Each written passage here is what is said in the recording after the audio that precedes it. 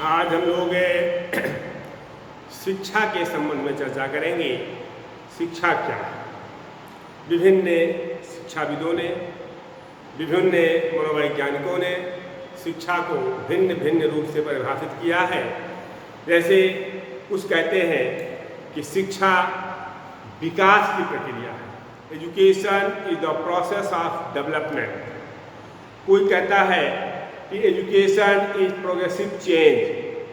Progressive change मतलब शिक्षा एक प्रगतिशील परिवर्तन है। Education is life long process. शिक्षा आजीवन चलने वाली प्रक्रिया है। जैसा कि हम लोग कहते नहीं हैं कि life is education and education is life. Education is by pillar education. शिक्षा एक द्विमुखी प्रक्रिया है। मैंने कहा था कि शिक्षा के दो ध्रुव हुआ करते हैं। एक ध्रुव पे यहाँ होता है, एक अध्यापक होता है, और दूसरे ध्रुव पे यहाँ छात्र होता है।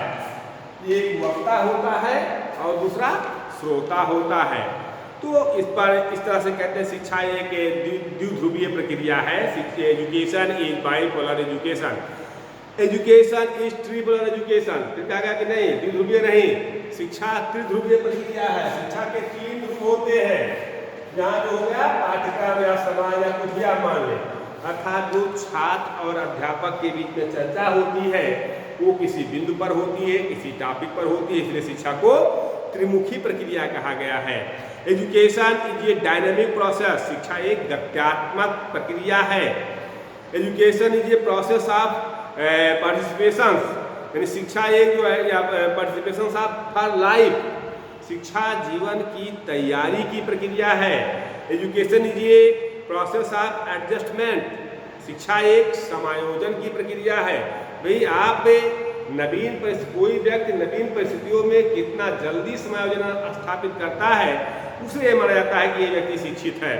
Education is a process of social development. शिक्षा एक सामाजिक प्रक्रिया है। शिक्षा मानव व्यवहार में सुधार की प्रक्रिया है। Education is the harmonic development of intellect power. शिक्षा अंतः शक्तियों का सर्वांगीण विकास की प्रक्रिया है।